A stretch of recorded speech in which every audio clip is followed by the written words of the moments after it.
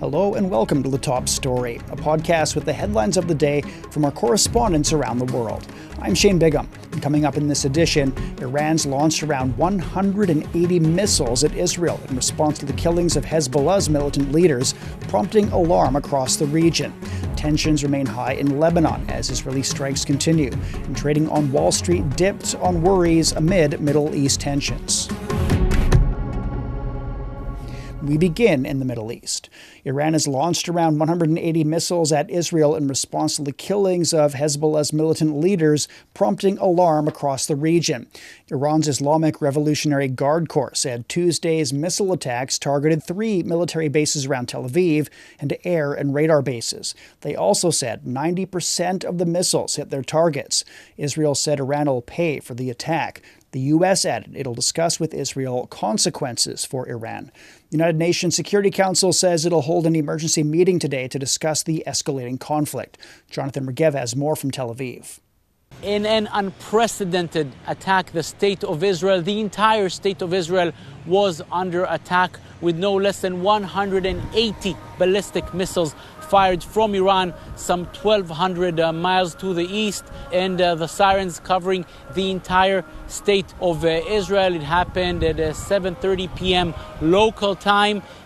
All the residents of the state of Israel, all of the citizens, were ordered to go to the protected shelters, and sirens sounded shortly after that. Despite this very big amount of missiles fired from Iran, the defensive layer known as the Arrow 3, which intercepts threats coming from a long range, proved very successful. We can report that in Israel proper there were 3 people that were injured, and in the West Bank 1 man was killed. This is the result after, again, an amazing number, 180 missiles fired from Iran, practically all of them intercepted. If they were all intercepted and far, far away from the Israeli shores, the question is, why did the sirens sounded all over the country? And the answer is the fear from the interceptions, the fear from debris falling from the interceptors. This is why all of the residents of the state of Israel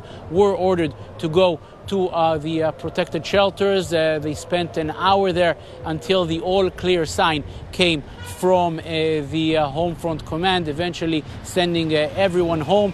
And the big question now, how will Israel react? Will there be a major reaction this time? Israel cannot let this event just go by without a retaliation. So that is a very big question. Another one, is this wave over, or will there be another wave of missiles from Iran? Whatever it may be, it is very clear that the Middle East is heading for a very, very big escalation. That was Jonathan Regev on Iran's missile attack on Israel. Tensions remain high in Lebanon as Israeli strikes continue. The Lebanese Health Ministry says 55 people died and 156 were injured across the country in one day. Evangelos Sipsis reports from Beirut.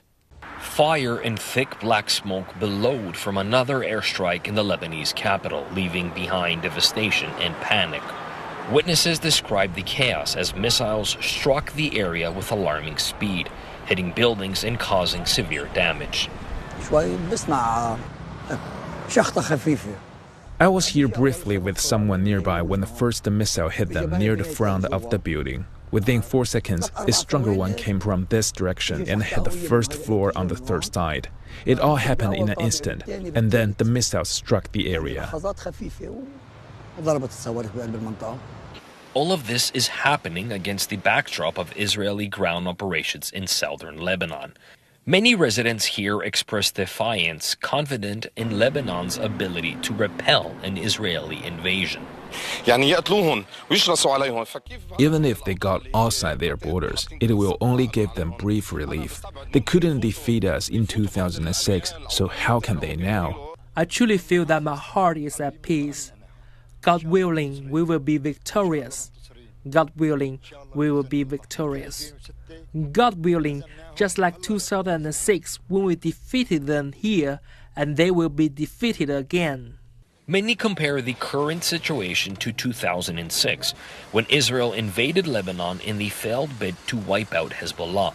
many people here say they believe history will repeat itself. Lebanese military experts acknowledge Israel's air superiority, but predict a punishing ground war.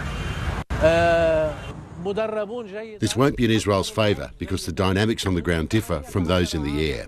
Israel dominates in the air and in technology, but on the ground the equation changes.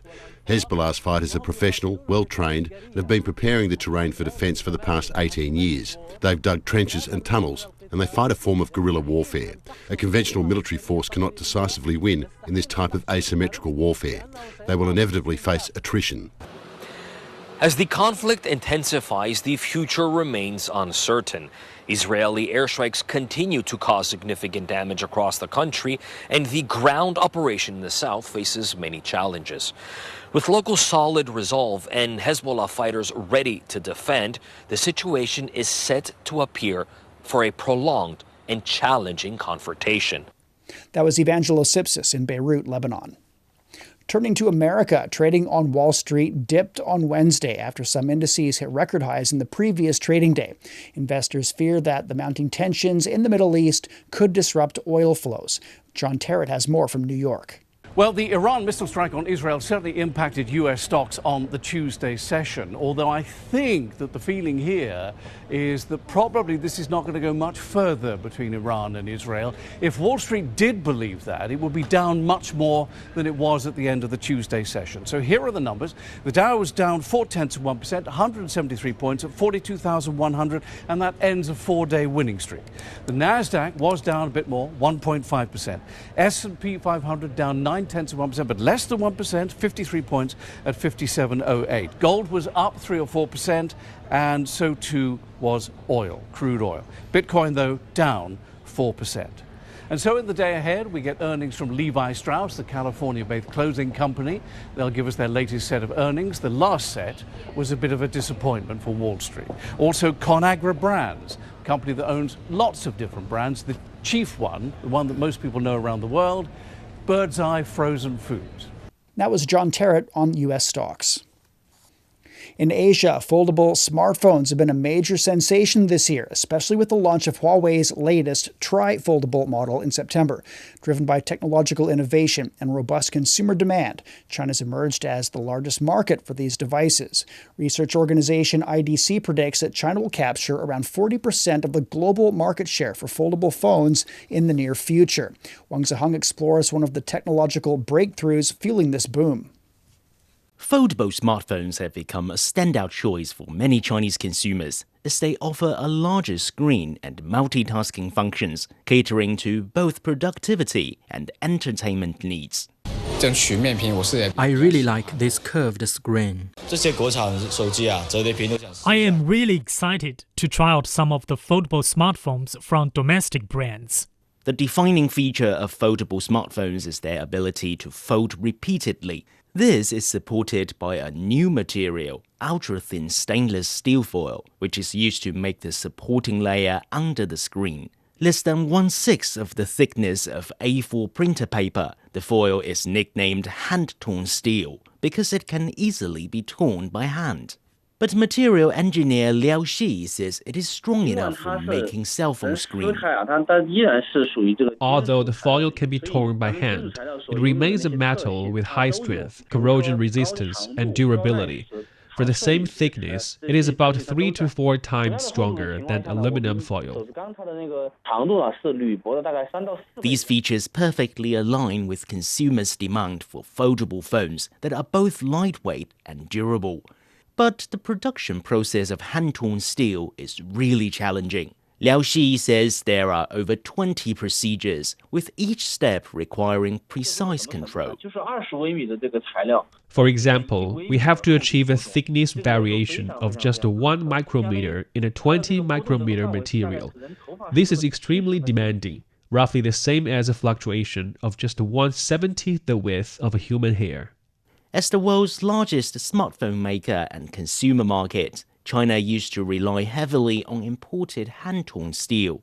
The success of Liao Xi and his team broke the monopoly of foreign brands, significantly reducing costs for domestic clients.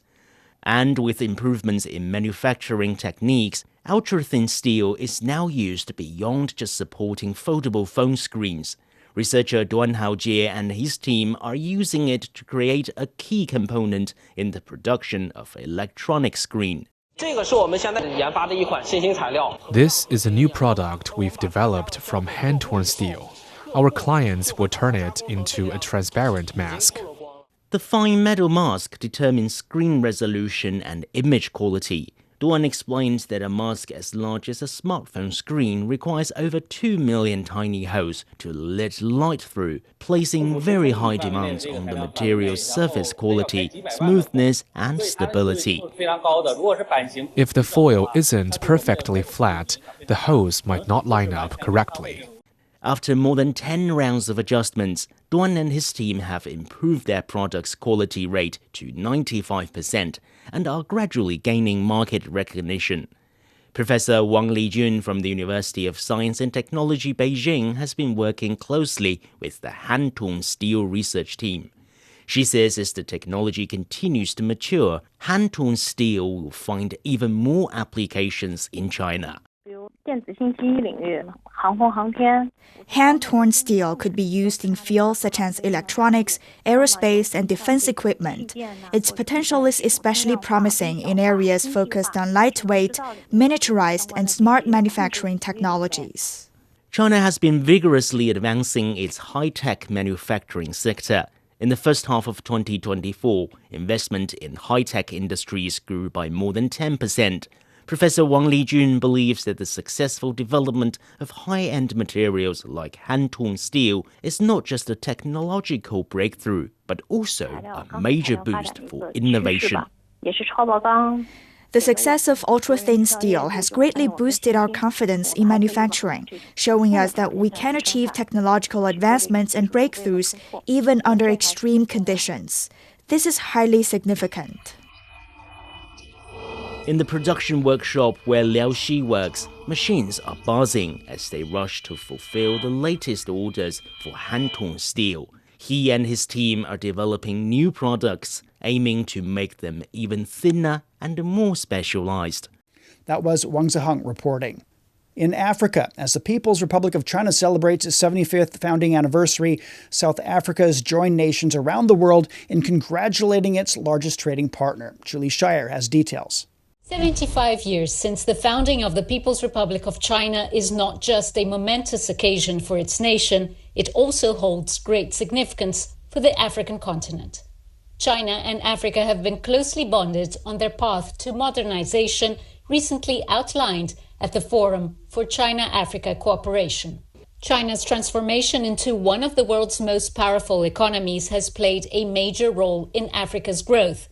Significant collaboration in areas such as infrastructure, technology, and energy has accelerated development. And for South Africa, more cooperation is on the horizon. A further $50 billion in financial aid was committed by China as the continent works to realize ambitions of a free trade area. That was Julie Shire in Cape Town. Now recapping the headlines, Iran's launched around 180 missiles at Israel in response to the killings of Hezbollah's militant leaders, prompting alarm across the region. Tensions remain high in Lebanon as Israeli strikes continue, and trading on Wall Street dipped on worries amid Middle East tensions.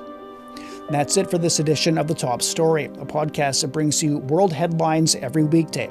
For more news in politics, business, sports, and culture, you can subscribe to The Beijing Hour, a one-hour podcast news magazine program.